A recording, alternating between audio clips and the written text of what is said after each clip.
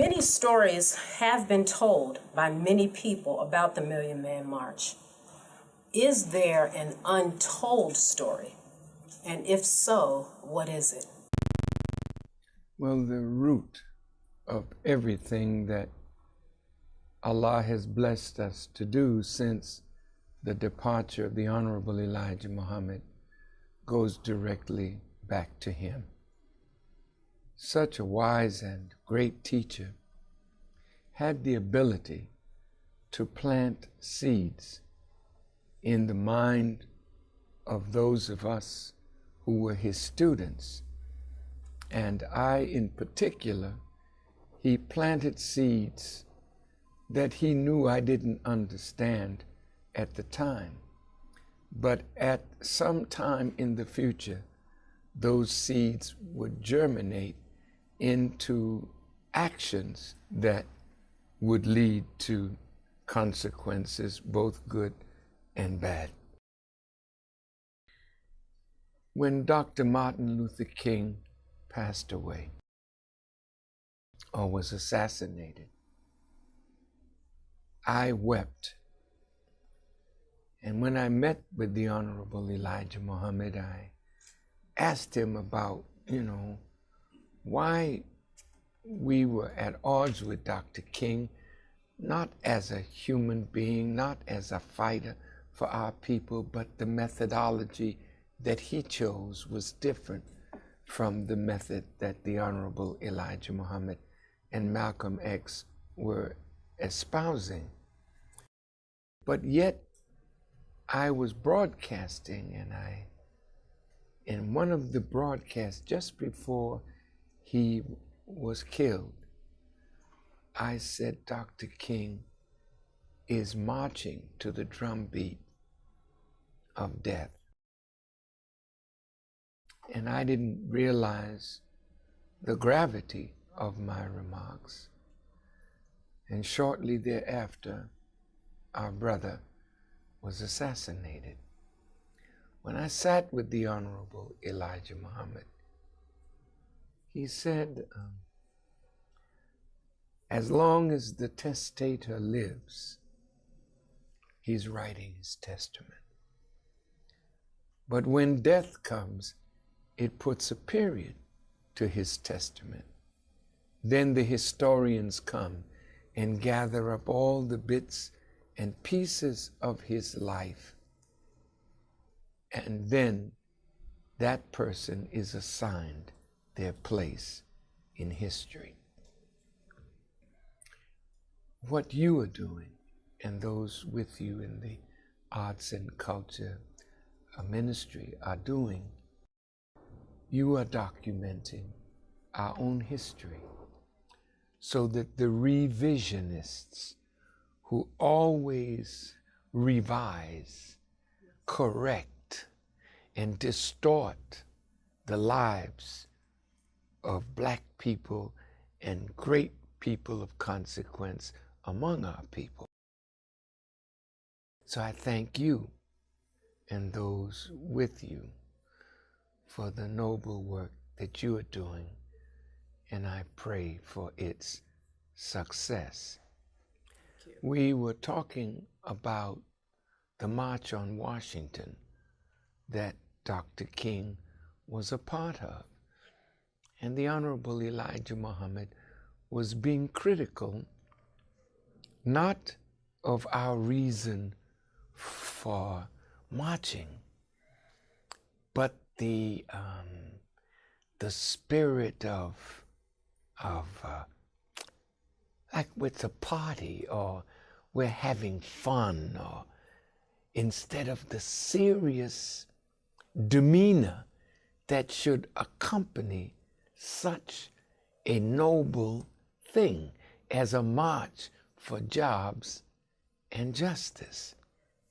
So the Honorable Elijah Muhammad said, one day I'm going to lead a march, brother. And he said, we won't leave Washington until we get what we go for, and that is justice. And it went in, and then, of course, with my experience on the wheel.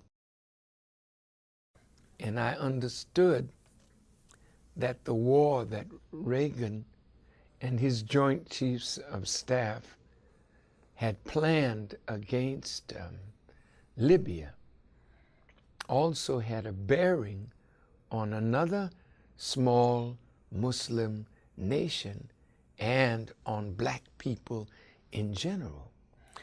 So the war had started. And what most black people do not realize as we are sitting at this interview, that the government has been at war with the black community since the Reagan-Bush years in the White House.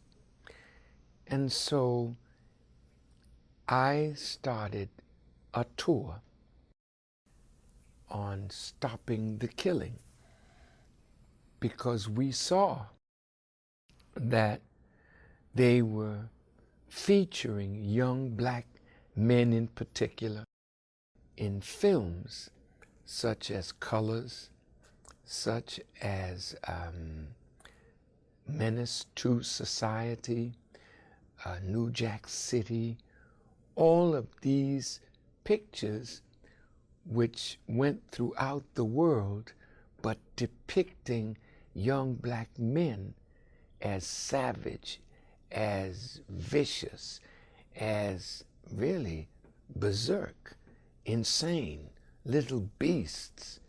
And so I thought that they were setting the stage so that when the attack on black people came, there would be no outcry from the world, because we were looked at then as the Achilles heel of America, that this great nation had this weak thing inside it that they had no more jobs for. They had no real future here. So how do you get rid of a problem? And so we went on this tour, Stop the Killing.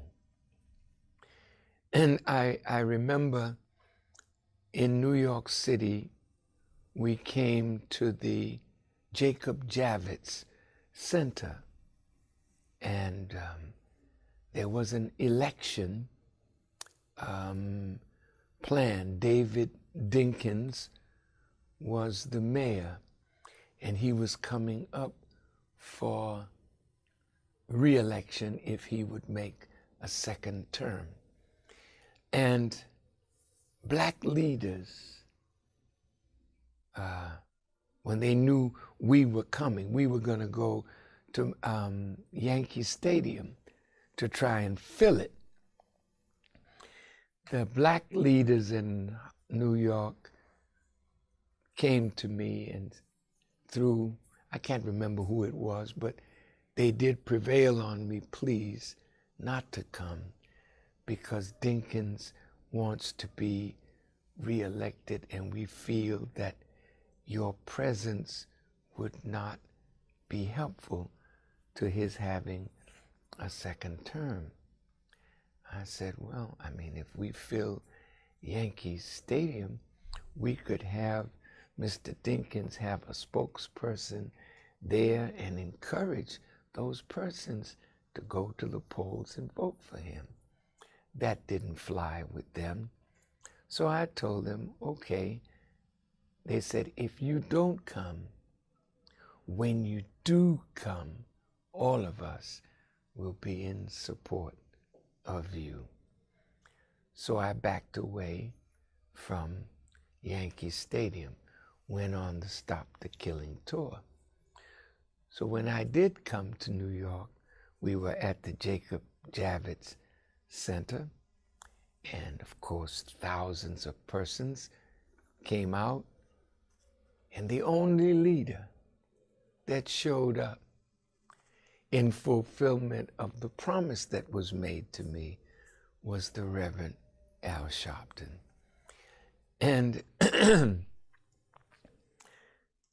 during my talk that day, I said, I asked the question, if I would come back and gather men to speak to an all men's meeting, would you all come?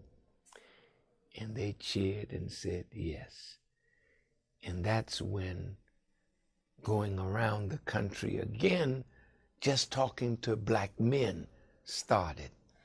I was advised not to do it by very strong people, but they said, you know, Farrakhan, if you go talking to all men, they will think you're trying to raise an army. And I weighed their request, and I said, well, I'm going to talk to black men. So I came to New York.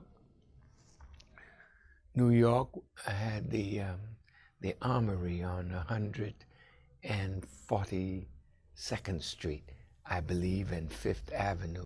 And that night, the Armory was filled to capacity. People all down blocks. I mean, 142nd, they had people in line to 145th Street and beyond. And women were coming, bringing their sons and telling them, you go in there and hear Farrakhan. And that night, when I spoke, I said, I want to take 1 million black men to Washington, D.C. And I think I may have used the term with 1 million man march or something like that. And when the word went out of my mouth, I watched it go out. And I didn't really believe that we could get 1 million men, but I had to go catch the word.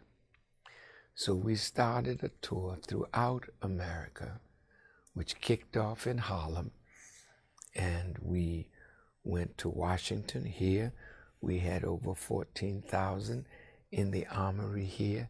We had 19,000 men in Atlanta, Georgia. We had 35,000 men in Houston, 10,000 in Dallas. I mean, men were really showing up. But then we started getting a lot of flack from some of those who organized marches in the past. And some of the pastors said, what does Farrakhan know about marches? You know, he said, we are the marchers. We could show him something about marching. And he said he's all backwards because we were marching on a Monday. And he said, nobody holds a march on Monday. We always hold it on Saturday. But I wasn't looking for a weekend crowd. We were looking for a group that was willing to make a sacrifice of a day's work, a day at school, to show God that we wanted to atone for being not so good fathers, not so good husbands, not so good brothers, and we wanted God's forgiveness. So that was the start of the beginning of the Million Man March. And I will close that with these words. I never realized at that time how deep the war was on the black community. But under Reagan started the attack on Muammar Gaddafi. But his successor, George H.W. Bush, they were fighting the Sandinistas in Nicaragua, because this is a socialist rising now in Central America. We already had Castro in Cuba, so America needed money to fight that war, and Congress wouldn't give money for that adventure. So Saudi Arabia, I believe Prince Bandar, the ambassador from Saudi to America, agreed, and they got $32 million to start the fight against the rise of the Sandinistas. And it is then that drugs, a very dangerous drug, a chemical concoction, was made from cocaine. And enter Freeway Rick Ross from California. He was an unwitting co-conspirator in the so-called war against drugs. But it wasn't a war against drugs. It was using drugs in a war that would incarcerate tens of thousands of black youth. So the war was really on us. And so the Million Man March was our response to this. And by the grace of Almighty God, Allah, the rest of it is history, but the revisionists have already done their job. And those who were hateful that I, as a Muslim, called the march, and 88% of those who responded were Christians. And so we never got the credit for what Allah guided us to do. But maybe in this documentary, not that we are looking for credit, because all praise, always at all times, belongs to Allah. But the history should be written correctly. When the call came out of your mouth and you said you saw those words come out and you called for 1 million, it's one thing to call for 1 million people. It's entirely different to call for 1 million black men. At one point in the process, did you realize that the 1 million mark was going to be reached and it would be surpassed as well? In honesty and truth, I worked with so many others to produce it, but I didn't know that such would happen. The enemy, who has all the means of polling and testing and watching and seeing how many buses were rented in this city and that city, they began to know that the Million Man March was really going to be a 1 million man march. I never knew. I just was working. So when the call came out of our lips and we went to work, it was a hope. The first thing I did, I wrote a letter to Imam Warithuddin Muhammad, and I wrote a letter to the Reverend Jesse Lewis Jackson. And I asked both of them if they would join me, Imam Muhammad as a Muslim leader and Reverend Jackson as a Christian leader. I didn't hear from the Imam, and nor did I hear from Reverend Jackson. And since it was just a call to men, some of the activist women thought that this was a slight against females. But really, the mother of the march was Dorothy Height.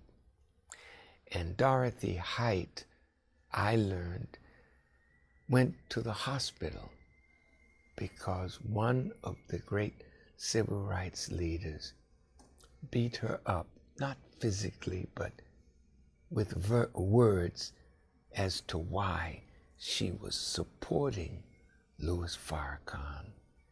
And she got sick over it, but she never wavered. She stood strong. So if you look at the March on Washington in 1963, to the best of my knowledge, the only woman that was on the program was Mahalia Jackson. Other than that, I don't think women were on the program. The opposite was true with the Million Man March, because Betty Shabazz was there, Maya Angelou was there, the mother of the civil rights movement, Rosa Parks was there. Brother Malcolm's daughter was with the mother. She was there. And women were behind the scenes helping to organize it. Cora Masters Barry, the mayor of Washington, and his wife, there wouldn't have been a march without them. And then the Reverend Willie Wilson and Reverend Mary Wilson and all the members of his church. And there were women all over the country that were intrigued that men wanted to atone for being less than what we should be. So it was a combination of so many wonderful people that helped make the Million Man March what it was. You can't leave out Maulana Karenga, Haki Madhubuti, Dr. Conrad Worrell. All of these are great nationalist leaders. And then there were professors from various colleges and universities. And brother, let's start with the Reverend Dr. Ben Chavis at the time.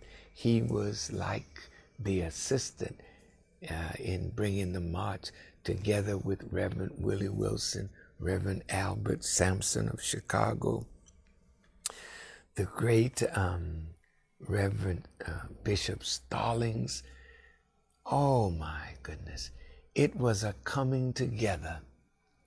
Christians, Muslims, nationalists, sororities, fraternities. And the thing that captured my thinking at the time, there has to be a cause bigger than the things that divide us for us to come together. And the cause that was bigger than all of us and the organizations and churches or mosques that we represented was black youth and the war that was raging on our young people. Can we talk a little bit about the organizational framework, which was unprecedented? Once the word went out, the work started. The framework had to be created and put in place. Can you describe that framework and who you would consider those key players, known and unknown? Yeah, God, I thank you for saying unknown, because it would not have been successful were it not for the known and the unknown. I'll start in Chicago with Reverend Albert Sampson, Dr. Conrad Worrell, Haki Madhubuti, Reverend Demas. He has passed away since, but in every city we had local organizing committees. Reverend Ben Chavis was magnificent. Reverend Willie Wilson, Sister Claudette Marie Muhammad, and certainly Dr. Barbara Skinner. How could I have forgotten her? Well, when you start calling names, you're going to leave out somebody. And for anyone that is left out, it's not intentional in any way. It's just that I'm getting up in age now. I have a senior moment. All of the staff of the Nation of Islam, ministers and helpers, they were all a part of these local organizing committees. Maulana Karenga, he, along with Hakeem Madabuti, Dr. Conrad Worrell, Reverend Al Sampson, and others, we met in Chicago, and Dr. Karenga went back and authored a piece that was like what's the right word I'm looking for? The guiding principles, not only for the Million Man March, but beyond. And as Elijah Muhammad said to us, we don't need to go to the government to ask them to declare a holiday for somebody that we love. We declare it and we do it. So we declared Monday, October 16th, as the Day of Atonement, and we made it a national holiday.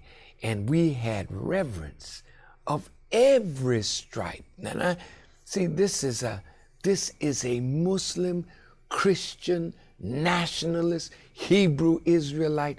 All of us were involved in something that was bigger than all of us. So right here at Howard, at is it Rankin Chapel? We had a beautiful showing of all these religious leaders, and we declared October 16th a national holiday. We weren't going to school, we weren't going to work, we weren't even going to shop in white stores. We were going to keep our money on that day. And in fact, I'm getting excited now, but I was the last one, if the truth be told, to know what was really happening in the field, because I was preaching everywhere I could go. But the field work was going on, and it was Muslims, Christians, nationalists, brothers, sisters, sororities, fraternities, everybody that wanted to see it successful went to work. And I have to tell you that the naysayers, when they saw that they couldn't stop it, they just joined it.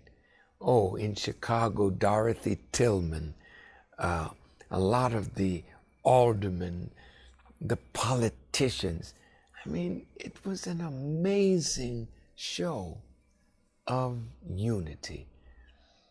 And I guess it tells us in a simple way that the thing that's holding us back is us. Our pettiness, our divisions. But we have to have a cause bigger than our foolishness that will allow us to stop looking at each other and start looking at the success of a vision and a cause bigger than ourselves. And that is what the Million Man March accomplished. And what it showed is that if we have a cause bigger than ourselves, bigger than our egos, bigger than our petty desires for self-aggrandizement, then we can do anything and bring into reality any vision that we have. But the unity is the critical thing that must happen if we are to be successful. And that is why the Honorable Elijah Muhammad said, our unity is more powerful than an atomic or hydrogen bomb. As the media appeared to wait until the last minute to report on the impending success of the march, some of the speakers at the march also seemed to get behind the march only after success was all but guaranteed. Why do you think that was? Can you expand on that and how the final program for the day came together? Let me say that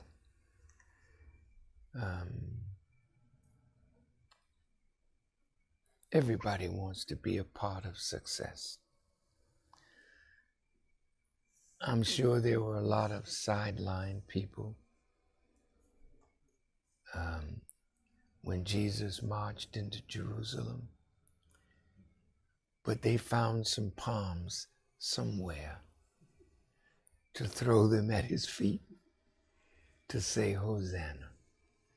I'm not going to fault the Johnny-come-latelys who came or speak negatively of them. It's only a sign that if the grassroots, which is the base of the success of the Million Man March and many of the leaders that we talked about, but the common people, then all the rest of the naysayers, when they saw something that they had never ever seen before and couldn't even envision it, they all wanted to be on the program. Who wouldn't want to talk to 1 million, 2 million black men? But here's the, I guess, a thought, you know. Barbara Skinner, Cora Masters Barry, Reverend Willie Wilson, my staff, they worked into the night. Leonard Farrakhan Muhammad, Kamal Muhammad, Ishmael, Jamil, oh boy. They all worked, but putting the program together was a major undertaking, because now at the last minute, Congress that was closed down that day, many members of the Black Caucus showed up. They wanted to talk. Although in the beginning, Reverend Jackson was not on board, later near the end of the process, Reverend Jackson did come in Chicago on board. Then a strange thing, as you asked me earlier, I didn't know that 1 million men would show up. But I was in the hotel, and some of the brothers that went out came back and said, Minister, there's over 150,000 men on the mall already, and it's like near midnight the night before. I said, are you sure? He said, yes. So now the next morning, the sun is rising, and the great Sheikh Tajani is making the call to prayer. And they're telling me now it's over 500,000 out there. Wow. Now the minister is just blown completely away. And then Reverend Jackson came to the suite. Bishop Brookins of the AME Church came to the suite. And Reverend Jackson asked how much time he was going to get in delivering what he wanted to deliver. And I said, Reverend, I can't put a time on you. You go and say what is in your heart to say, and when you're finished, you're finished.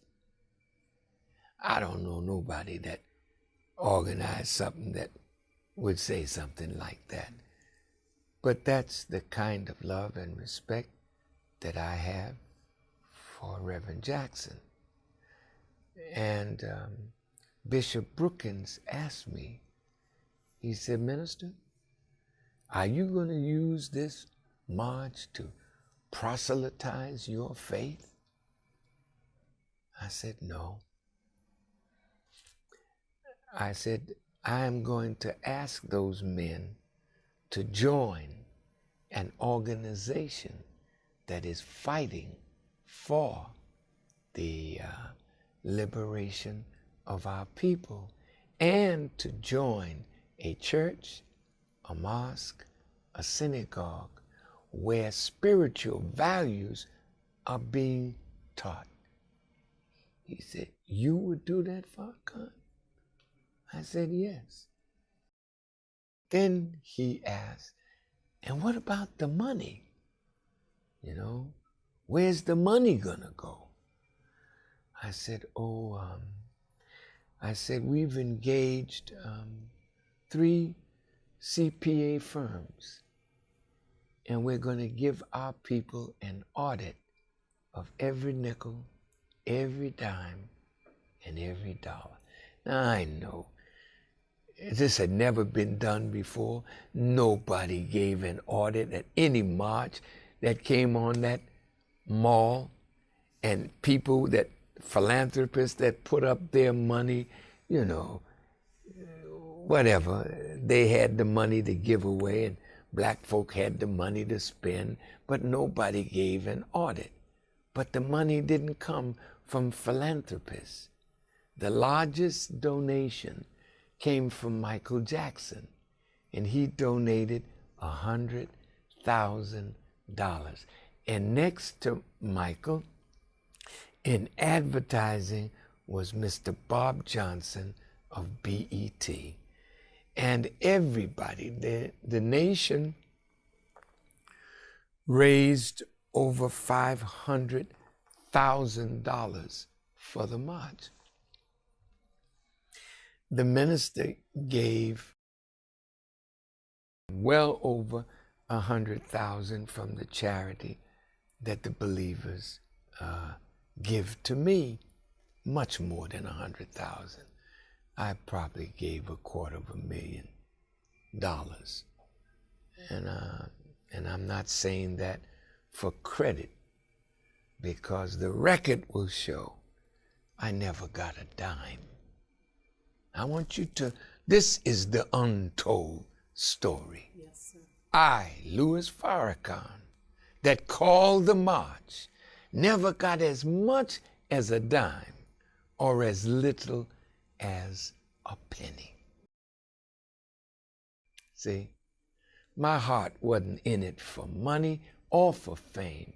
I wanted to save the lives of young black men and show the world that we could be at peace with one another, a loving community, a united community that is worthy of life and protection for that life.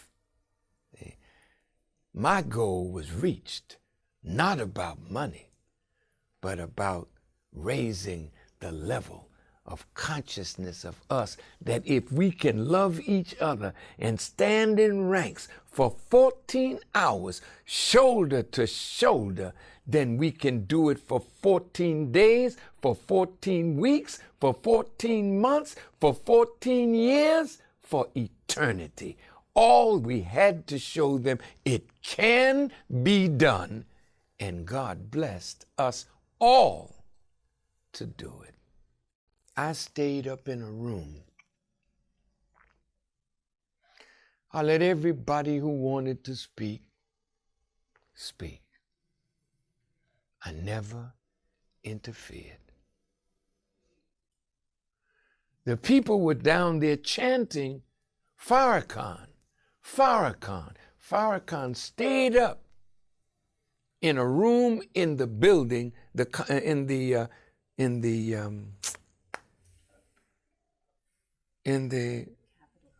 Capitol building, listening, looking. And when finally it came time for me to speak, it was almost maybe a few hours before sunset. And to be very honest, I'm telling you the absolute truth.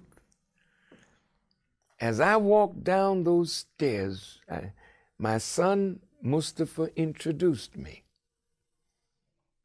It was like I felt like a leaf that was under some wind, and I was just floating down, not fully conscious of the dynamics of this magnificent thing that was in front of me. And the thing that I wanted to close that question with is this. Jesse Jackson spoke. Jesse Jackson knew that Congress was going to be voting either the next day, because Congress had closed that day, on the sentencing and the bill on cocaine, powdered cocaine versus crack cocaine. Jesse knew that because of his wonderful connection with the caucus. I didn't know it. I'm making a point. Barack Obama was among the 2 million. And Barack later wrote, it was great, but it could have been organized better. He's not wrong, but he wasn't in the mix. If Reverend Jackson and we had come together bringing our gifts and skills and talent, I would have known that the Congress was going to vote on something, and we could have turned the attention of those millions toward Congress, toward the way they were voting. If Barack had come out of the shadows when he knew the Million Man March was going to take place, he was already an organizer. I never saw Brother. If he had come and said, Brother, can I help organize? Of course he could. We would have been stronger. My point is, even though we were successful, the greatest success would have been the day after the march, not all the great work that we did before the march. And so the lesson learned is we have to have a cause bigger than ourselves, and we have to come together with our gifts, skills, and talents and put together that which will lift our people from the condition that our people are in. After the Million Man March, you decided to embark on a world friendship tour rather than capitalizing on the success within America. What motivated you to leave the country and embark on that tour, that world tour? And what were some of the benefits that were gained from that? When the Million Man March was conceived, I was reading the book of Luke. And Jesus, before he went to Jerusalem, he said he had to go to Jerusalem, and from thence he would be taken up. I saw that as we had to go to Washington. And maybe that's the one more thing that I had to do before I could go again to the wheel and see my teacher face to face. After the Million Man March was over, I felt a sense of emptiness, loss, because I couldn't figure now, what is the next step? What should we do? And I went out to Phoenix at the Honorable Elijah Muhammad's home in Phoenix, and I meditated and prayed. And this is what came to me. When I realized that Ronald Reagan, when he was going to try to overthrow Gaddafi, he contacted Hosni Mubarak of Egypt. And he wanted Egypt to attack Gaddafi from the east. And the forces that had already been lodged inside Libya that were against Gaddafi, they would rise against Gaddafi. But when I read in the New York Times Magazine about the plot, it said that Hosni Mubarak would not attack from the east. So when those inside Libya rose up against Muammar Gaddafi, they were seen, they were either hung in the public or killed. I thought to myself, they wanted an attack to come from the east. Well, we who believe that Allah appeared in the person of Master Farad Muhammad, the great Mahdi, and that Elijah Muhammad is messenger of God. After the Million Man March that was seen all over the world, I said the enemy would want to go east to show them that we are not true Muslims because of this controversial aspect of our teachings. So it dawned on me that I should go east and tie the nation to the Islamic world and tie Black America to the struggle of Africa. And so that is the precipitant of our trip and our World Friendship Tour. So now I'm in Muslim capitals and I'm preaching. No way in heaven or hell after they heard me that they wouldn't say, he's a real Muslim. In fact, I think we were in Egypt. I think it may have been Egypt. And I was questioned about Master Farad Muhammad. And the answer that we gave, the Muslims were just happy and shocked and grateful that Allah had raised up a brother in America that was so strong in defending Islam against the disbelievers. In the Sudan, everywhere we went, we were wildly cheered and greatly accepted from the top all the way down, even in the holy city of Mecca in Arabia. So it was a great time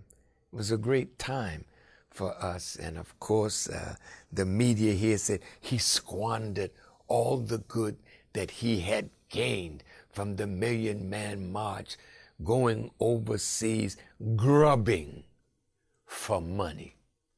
See? And my international representative, Brother Akbar Muhammad, is here. Did we ask anybody over there for a nickel, a dime, or a dollar? No, sir. Let me hear it. No, sir. Thank you. To hell with you and your money. I have God.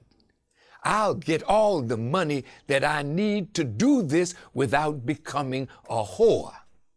And that's why we don't have good leaders today, because most are whores. You can buy them with money and with things. What black people need is somebody that can't be bought, can't sell us out. My teacher, Elijah Muhammad, was that man, and I'm trying to follow in his footsteps. We weren't grubbing for no money. We were connecting the Nation of Islam with the entire Muslim world, and Black America's struggle with the struggle of Pan-Africanists all over our planet. And we were successful. As we close on our final question, we want to bring it back to the black male, which is where it started. Some have said the condition of the black men, young black men in particular, is worse today than it was before the Million Man March. We understand that having another march does not appear to be the best course of action today. If things are worse, what would you say is the better course of action as we move forward? We are in a worse condition because we are at war, but we don't know that we're at war. Anytime somebody's working to destroy you and you don't know it, you can become an unwitting partner in your own destruction. And ever since the drugs and the war on drugs, my brother Akbar told me during the Reagan administration, there were about 330,000 incarcerated. Now there's 2,300,000 and counting. We don't understand what is happening to us. When Freeway Rick only wanted to make $1, he wasn't knowledgeable that he was a part of a conspiracy. Once he brought the drugs in and got paid, he was satisfied. It was good money. But the drugs were sent into the black community. Out of the black community was coming dollars for America to wage war against the rise of socialist governments in Central and South America. But now gangs were coming up, the Bloods, the Crips. They don't know that they are unwitting partners in a game of black youth self-destruction. Public Enemy is going to do a 30-city tour. Public Enemy is a rap group that started educating with rap. But it was a conspiracy, since they were making money, not compromising who they were. The powerful music moguls were saying, we've got to buy in to rap. But they wanted to change rap into something that would, number one, fill prisons. Prison became big business. So the drug culture and the gang culture came together to begin destroying our youth. Our young girls then being turned into prostitutes when the young ones who were the drug runners and others found that, man, we're going to jail for this, then they started using women as prostitutes. So all throughout the country, there's the degeneration of the black man into a total savage, and the black woman as a street urchin. The garments, the clothing that the designers design for our women and girls are the clothes of a prostitute. And when you walk with your gut out, your behind showing, all kinds of vulgarity coming out of your mouth, these comedy shows that are so low down and filthy keep driving the community down into the mud. See, this is part of a conspiracy. There was a meeting I read in outside of Los Angeles where record executives were invited to this meeting, but in the meeting were those who were buying prisons. And the talk was that gangster rap, they had to change from edutainment to gangster rap, what glorified the degenerate lifestyle among our people. So then beefs were created. Then we started shooting each other. Tupac gone, Biggie gone. These rappers now fighting and killing each other. We had a meeting at the National House, and all of the top rappers came to our table, and we talked to them about the hidden hand that is manipulating us like puppets on a destructive string. Now, corporate America is gotten in on the act, and prisons are now on Wall Street. There is a corporate entity that's buying up state prisons. And they'll pay a certain amount of money, and then they write a contract with the state. What does the contract say? You have to keep your prison population 90% full. How do you keep your prison 90% full? How do you do it? All over America with black young men stop and frisk, stop and frisk, stop and frisk. If they see a roach or smell something on you, they arrest you. You got a little roach in your pocket, or you just smoked a reefer. Now you're in jail for drugs. But when you go to jail, you work. You work for big corporations now at less than $1 or no more than $1.25 an hour. Well, heck, these people move their corporations and their businesses out of America because of a cheap labor market in Mexico and in Africa and in Asia. Now they don't have to move no more. They can stay in America and use prisons to do the work. And some of our black men are doing highly skilled labor in prison for some of the top corporations in America. This is part of the war on young black men and now women.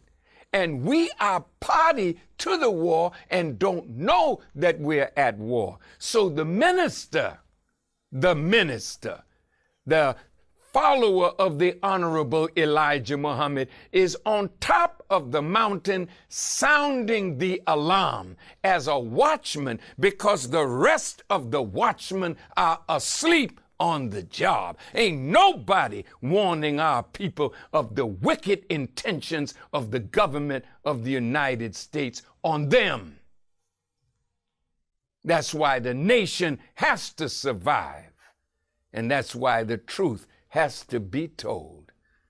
But how can they know the truth except somebody is strong enough to tell it?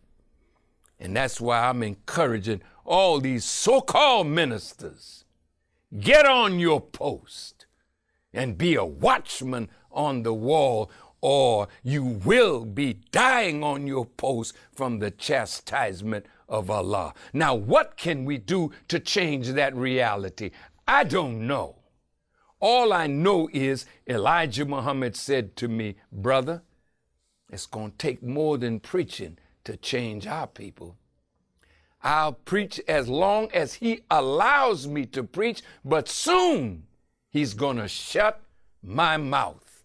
And God help you when you don't hear my voice no more. I'm saying this to all of you because many of us are going to die under the chastisement of God because we know the truth and won't tell the truth, won't go to our people and seek to save them.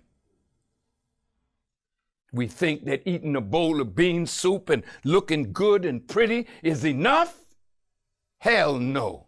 If you're not willing to sacrifice to get our people up out of the condition that they're in, then you're worthy of the chastisement of God. And that's on the way. My time among you is coming to an end. And I know that a chastisement, you know how it is when daddy, you at home with mama and you've been acting the fool and mama said, wait till your daddy come home. And then you petrified because daddy gonna tear that butt up. Well, I'm like your mother. That's how the messengers of God are characterized in the book. They are characterized as a mother. But my father, your father, is angry as hell at this condition. So the whipping is on the way. And let me tell you, if you read the Quran like I read it, or study the Bible like I study it, you know that the chastisement of God is something to be feared. And he said there'd be 1 year of it where you wish for death, but death will flee from you. You know, I've been preaching for 57 years. A man does get tired, not tired of preaching, but tired of rejection, tired of people applauding but not dancing to the rhythm of the truth. So God is tired too. So I'll close with this. Elijah Muhammad, the eternal leader of the Nation of Islam, was teaching a series in Chicago in 1972 called The Theology of Time.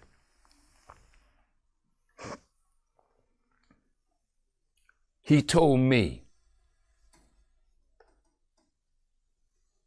that when he went up on the rostrum and was teaching, I think it was his 23rd week, he said, in the middle of the lecture, he said, God took his spirit. He closed the lecture, came down off that rostrum, and never went back in that mosque again until they brought in what they called was his body 3 years later in 1975. I'm telling all of you, this is no sport and this is no play. You have to watch the minister because I am the clock of time for you.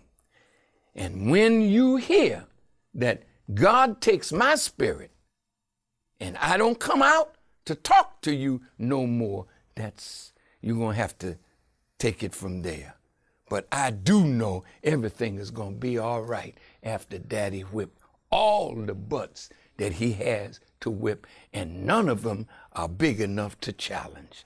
Not the government of America, all the way down to our foolishness today. Thank you for your questions. Thank you for the time. And I pray that you have asked people much more knowledgeable than I. If you've talked to Sister Claudette Marie Muhammad, if you've talked to Reverend Ben Chavis, if you've talked to Willie Wilson, if you've talked to Marion Barry and Cora Masters Barry, if you've talked to Sister Barbara Skinner, if you've talked to some of the laborers in Chicago who worked, I mean, they were tireless, indefatigable workers for this cause. They can tell you more about the Million Man March than I. I never saw it. To this day, I haven't seen it. I just know that Allah used me to call it, and it was successful. But to ask me all the details about the innards of it, I was too busy preaching. Yes, sir. But may Allah bless you to get all that you're seeking. Yes, sir. Thank you. No, Brother thank Minister, so much. No, thank you. First of all, for your wonderful patience. Where's Angela? Oh, here I am. She's here. Thank you for your wonderful patience. Thank you so much. And I pray that it will be as successful as you hope it will be. Yes, sir. Thank you for the photographers and videographers and all of you for helping our sisters to make this what it hopefully will be.